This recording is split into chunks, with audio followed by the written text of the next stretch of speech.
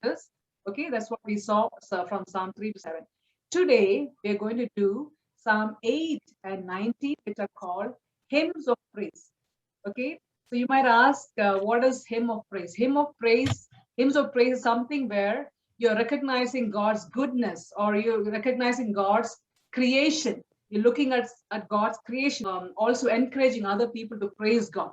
So it's all about looking at God's goodness, his awesomeness, his awesome deeds, and you're encouraged to praise the Lord. Okay, so that is what there are many psalms in book number 1, but I'm just today for our study purpose, I'm taking Psalm 8 and 19, which is called the hymn of praise. Okay, now let's come to the book. So if you have your Bibles with you, I'm hoping you all have the Bible with you. Let's go to Psalm 8. It has got almost 9 scriptures, I guess, 9 scriptures. So I would like maybe one of you to please read out the whole chapter. You can even look at the screen or just read out from your Bible, whatever version that you have. Okay. O Lord, our Lord, how excellent is your name in all the earth, who has set your glory above the heavens. Out of the mouth of babes and nursing infants, you have ordained strength because of your enemies, that you may silence the enemy and the avenger. When I consider your heavens, the work of your fingers, the moon and the stars which you have ordained, what is man that you are mindful of him, and the Son of Man that you visit him?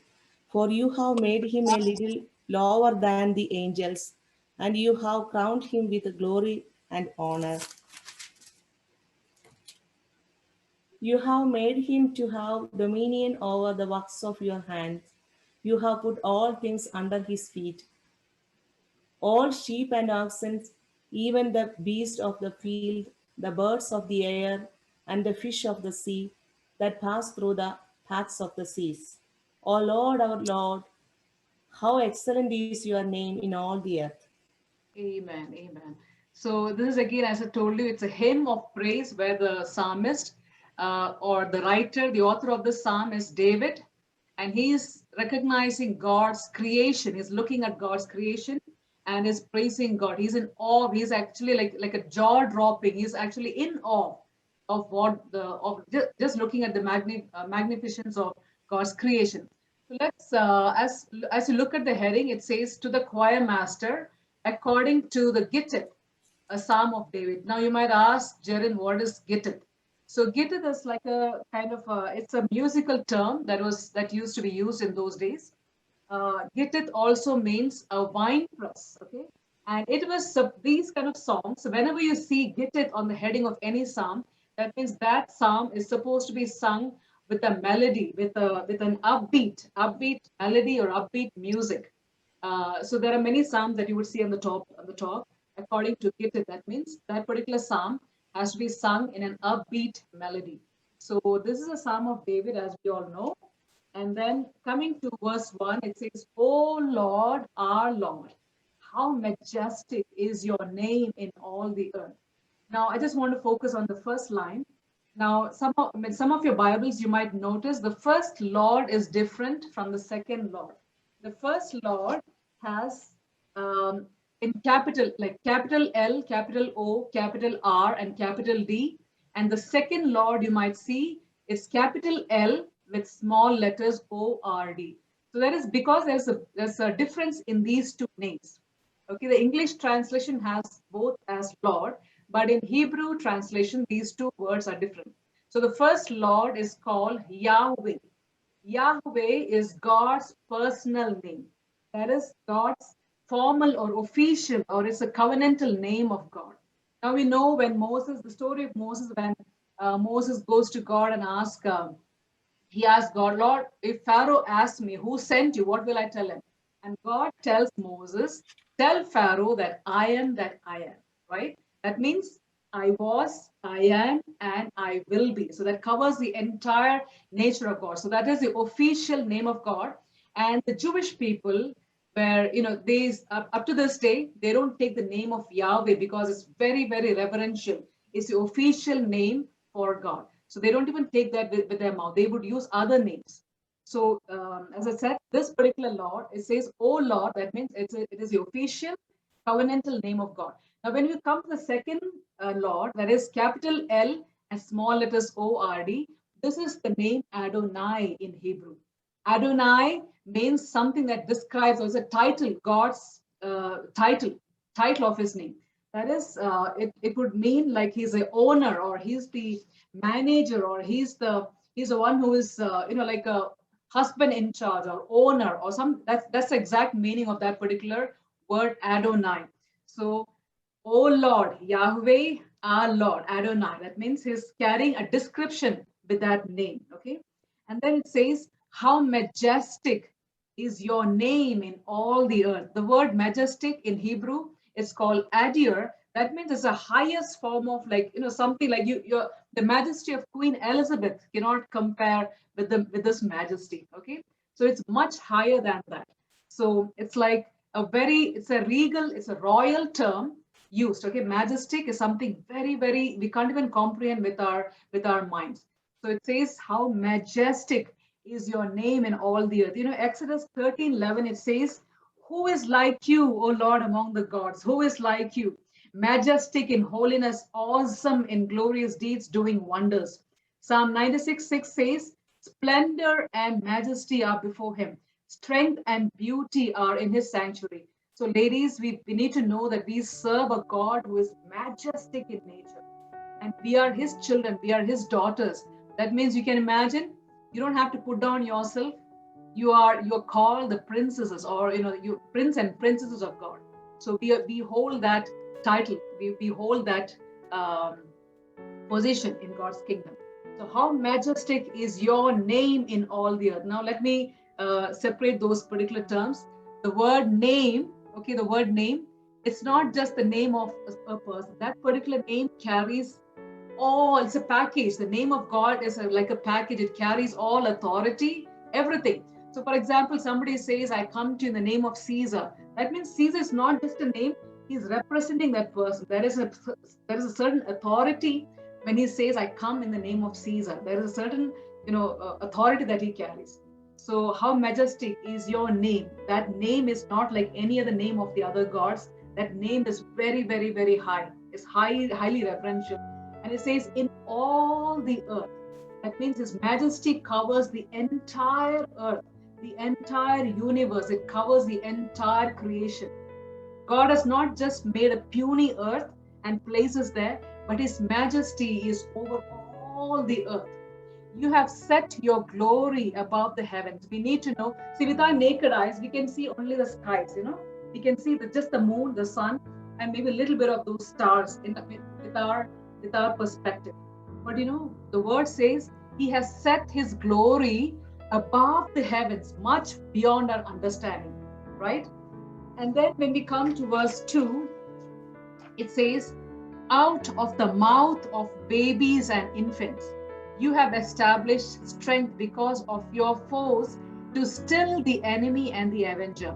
Now, when we read "out of the mouth of babies and infants," do you even know that babies are something that they don't have any strength of their own? They lack energy, they lack strength, they're such helpless people, right? Babies, when they're born, they wouldn't be do they're not able to do anything unless somebody feeds them, unless a mother feeds them. They're not able to do anything, they are not able to perform anything. So babies and infants are absolutely helpless. But the word says, "Out of mouth and of babies and infants, you have ordained strength." Because why has God ordained strength in the mouth of babies? Because in order to silence the enemy and the avenger. I just want to tell you, God uses, there's a verse that says, "For God chose the foolish things of the world to do what? To shame the wise." He always chooses the foolish things to shame the wise, and God chooses the weak things of the world to shame the strong.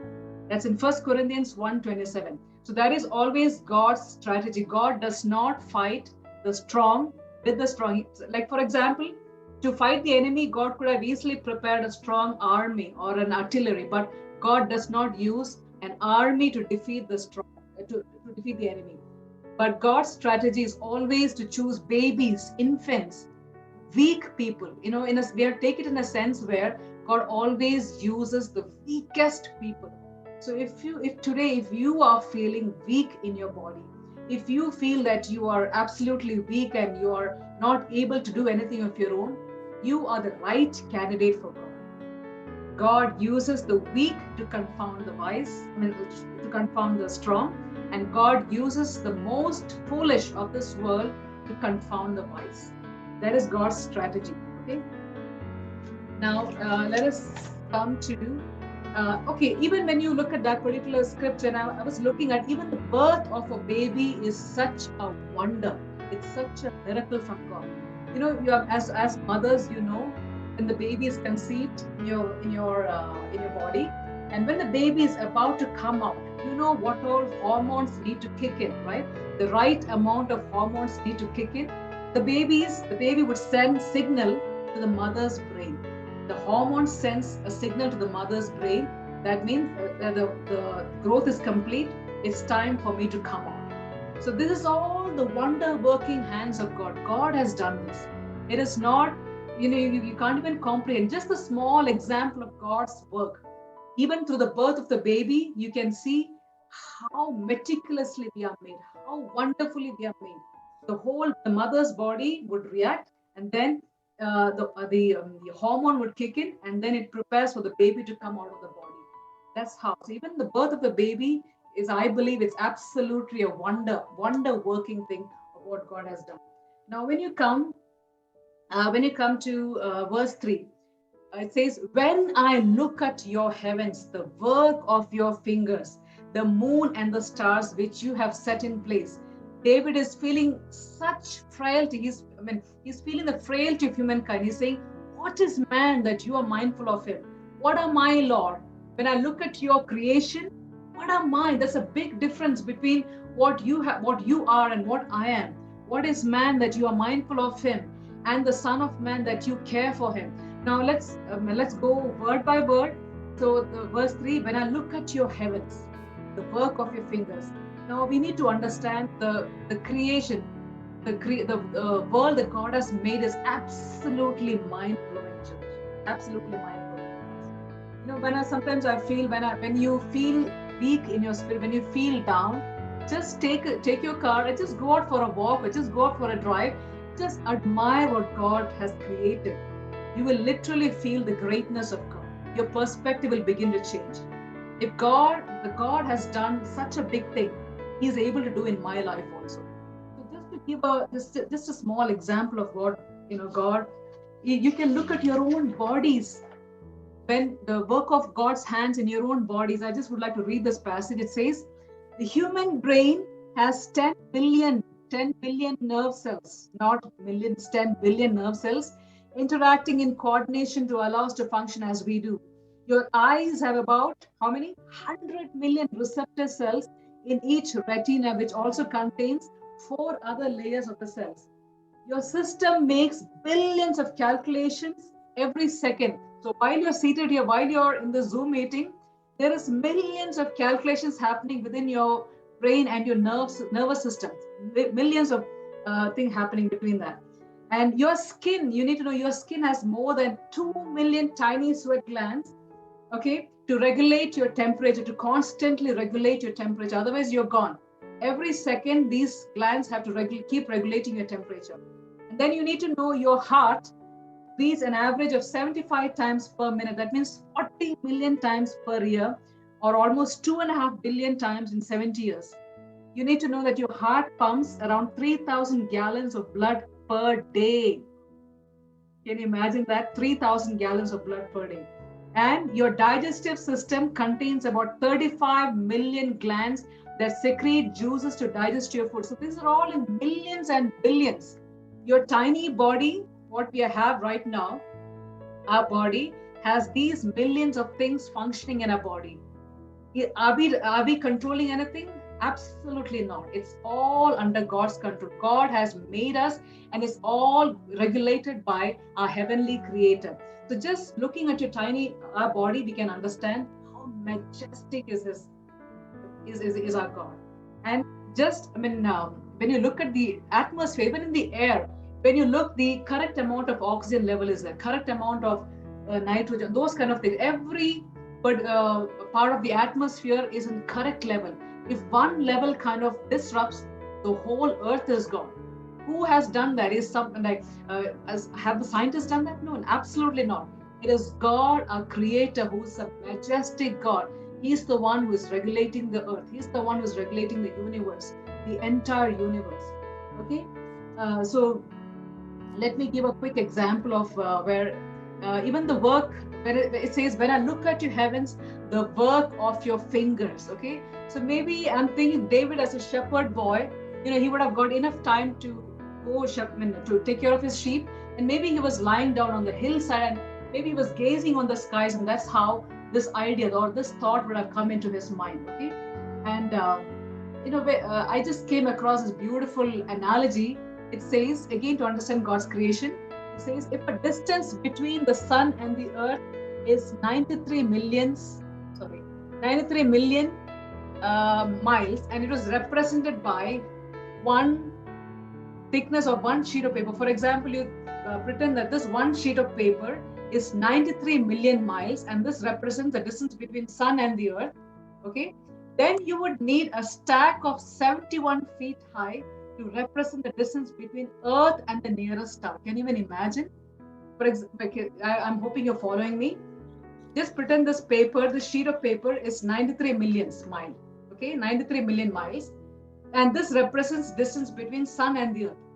To represent the distance between earth and the nearest star, you would need 71 feet high stack of this paper.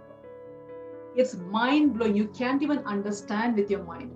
You would need 310-mile high stack to represent distance between the earth and the edge of the Milky Way, the galaxy, and so on. So what I'm saying, it is absolutely mind-blowing how majestic is God's creation.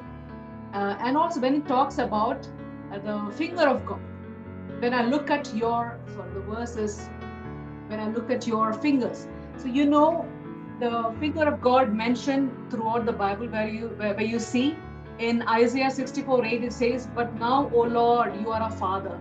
We are the clay and you are a potter. And all of us are the work of your hand. Okay, these are the scriptures that say, and it says, of old you laid the foundation of the earth, and the heavens are the work of your hands. In Psalm 102 verse 25 says that we are the work of your hands. Now again, when you look at what the finger of God does, we know against in the story in Exodus, we see when the magicians saw that the gnats were on the people and the animals everywhere, they said to Pharaoh, this is truly the finger of God. But Pharaoh's heart was very hard and he would not listen. So we see that finger of God was against Pharaoh. We see that finger of God declared judgment on in the book of Daniel. You see King Belshazzar. In that story, we see the finger of God writing on the wall.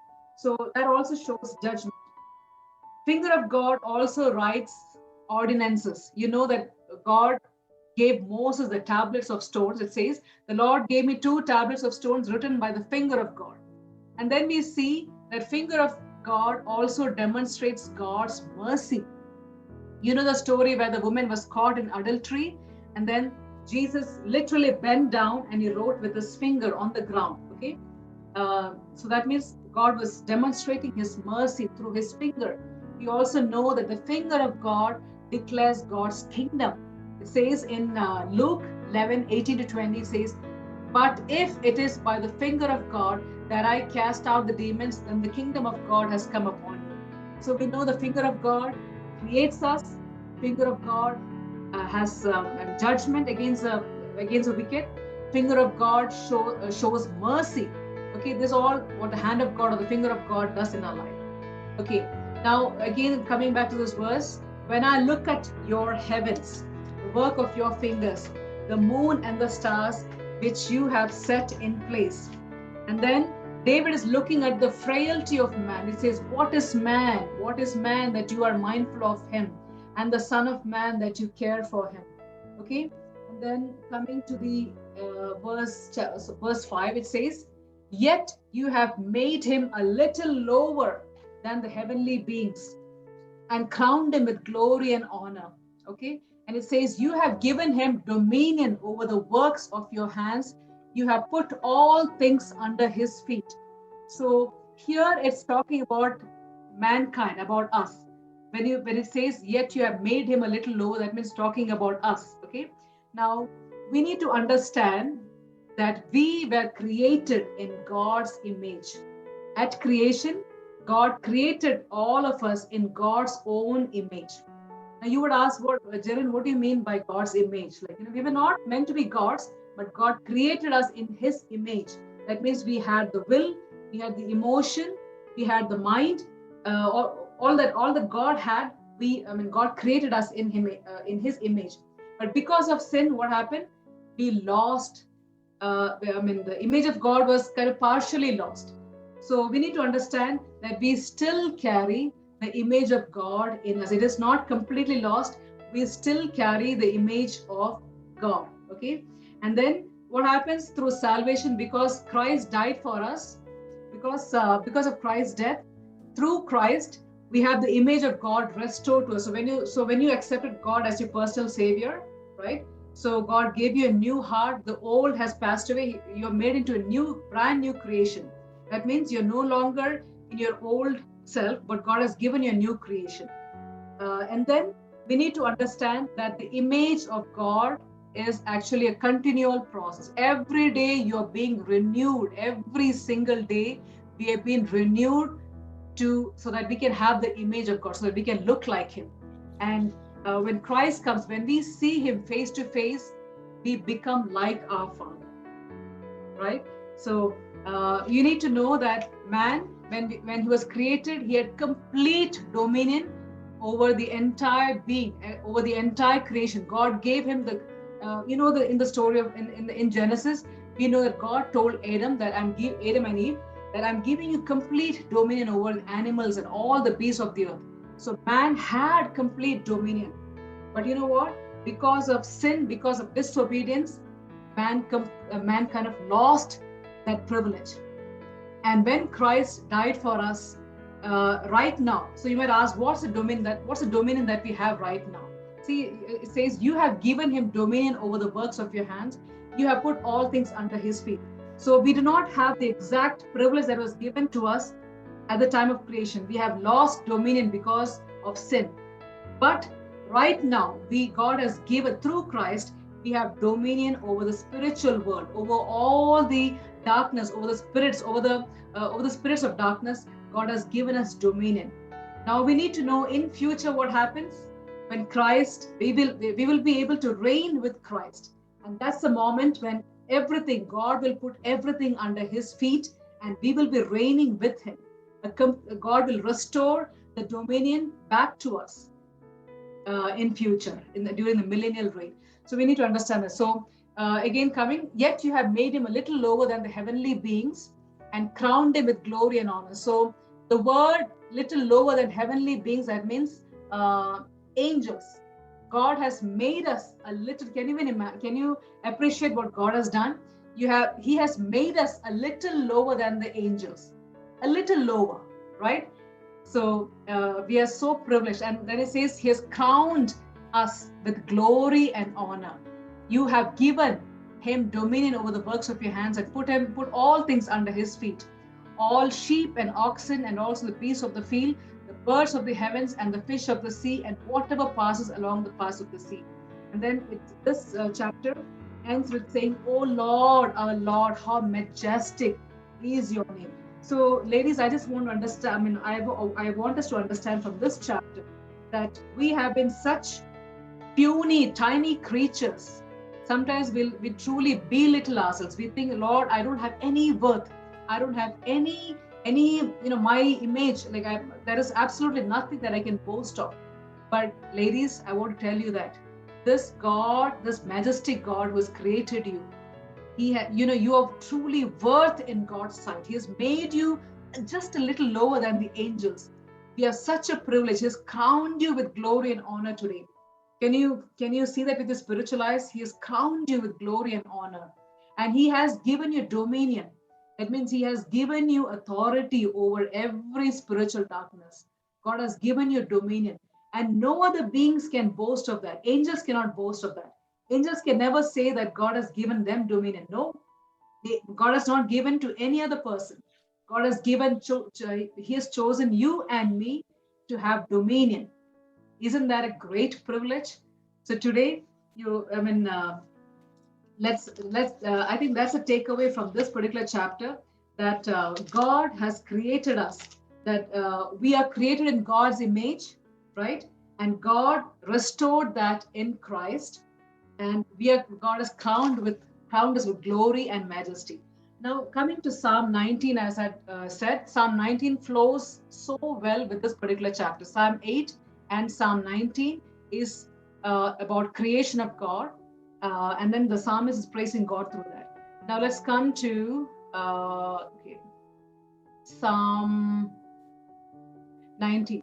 So it says, the first verse says, the heavens declare the glory of God, and the sky above proclaims his handiwork. So the verse again goes very well with what we have learned in Psalm 8. The heavens are declaring the glory of God. The skies above proclaim his handiwork. Even as I mentioned, that even looking at creation, we can understand how God is limitless, how infinite, how powerful God is. And then it says, day to day pours out speech, and night to night reveals knowledge. So that means day to day pours out speech. That means even without anybody proclaiming, even just the creation itself. When human beings look at the creation itself, that shows that God is there. God is a living God. God is majestic. Day to day pours out speech, and night to night reveals knowledge. That means creation itself talks about the majesty of God without anyone even preaching about it. And then it says, there is no speech, nor there are words whose voice is not heard. Their voice goes out through all the earth, and their words to the ends of the world.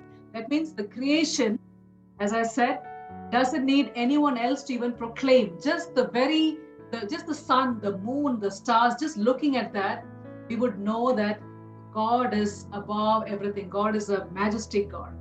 And then it says, in them he has set a tent for the sun, which comes out like a bridegroom leaving his chamber, like a strong man that runs its course with joy. So just like, the sun that comes out every morning, sun that rises from east every morning, it comes out like a bridegroom. So this is like a poetic expression. The sun comes out like a bridegroom leaving his chamber, and like a strong man, it runs its course. So from east to west, you see this every day happening, right? The sun rises in the east, sets in the west. Again, the next day, the same thing happened. Rises in the east. So the sun itself is running its course. And it says its rising is from the ends of the heavens, and its circuit to the end of them. And there is nothing hidden from his heat. Coming to verse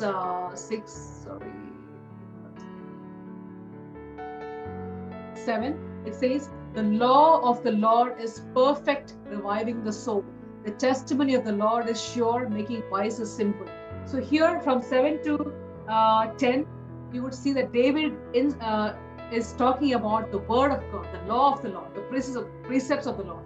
So David has been talking about the creation of God, and now is immediately changing his attention towards the word of God. Okay, and then it says, the law of the Lord is perfect, reviving the soul. The testimony of the Lord is sure, making wise the simple.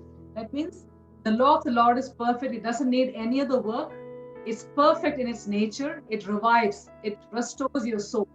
The word of the Lord. So the terms that he has used for the word of the Lord is the law, the testimony, the precepts, the commandment, and these are some of the words that David has used here. Okay, and then it says the precepts of the Lord are right, rejoicing the heart. The commandment of the Lord is pure. What does it do? It enlightens our eyes. And then it says the fear of the Lord is clean, enduring forever. The rules of the Lord are true and righteous altogether. And it says the word of the Lord is to be desired more than gold, even much fine gold. Okay, so you need to know that David was already a wealthy man. But you know what? David appreciates the word of God even above his wealth. That's what he's saying. The Lord, your word is to be desired more than gold, even much fine gold. And it says, your word is sweeter than honey. and the drippings of the honeycomb is sweeter than honey. So David is describing about the word of God. And then it says in verse 11, moreover, by them is your servant warned. In keeping them, there is great reward. Right? So David is saying, Lord, even with your, by keeping your word or keeping your precepts in my heart, there is great reward in me. It says in verse 12, who can discern his errors? Declare me innocent from hidden faults. Keep back your servant also from presumptuous sin. Let them not have dominion over me. Then I shall be blameless and innocent of great transgression. So David is kind of crying out to God, saying, Lord, let your word protect me from sin. Let your word protect me from every kind of sin, right? So that I shall be blameless and innocent of great transgression. And then the last word says, let the words of my mouth and the meditation of my heart be acceptable in your sight, O Lord, my rock and my redeemer. That means both your words and your thoughts has to be acceptable before God. And only the word of God can do that. So that's David concludes this particular psalm with this prayer. It says, let the words of my mouth and the meditation of my heart. So ladies, can we just examine ourselves? What is the words of our mouth? What words comes out of our mouth? Is it being acceptable before God? Does God accept those?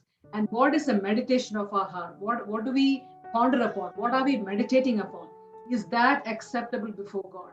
So that just like David's prayer, can we pray, let the words of my mouth and the meditation of my heart be acceptable in your sight, O Lord, my rock, my redeemer. So these two beautiful psalms, that is Psalm 8 and Psalm 19, they flow well with each other. And then the takeaway from these particular psalm is, like, as I mentioned, the majesty, God who is majestic, even above our comprehension, our thinking, above our comprehension, God who is so majestic, so mighty, so marvelous, and that God has chosen each one of us. It says, what is mine that you are mindful of me? What am I that you always think about me, Lord? I'm nothing, but you always have me in your thoughts. So this majestic God has chosen you, Priyanka. He has chosen you, Beth, right? He has made you. He has given you dominion over your enemies. He's crowned you with glory and honor. Isn't that something? It's beautiful. So we have all reason to praise our God today. So as I mentioned, there's a hymn of thanksgiving and hymn of praise. So these are some of the reasons where we can give praise to our God.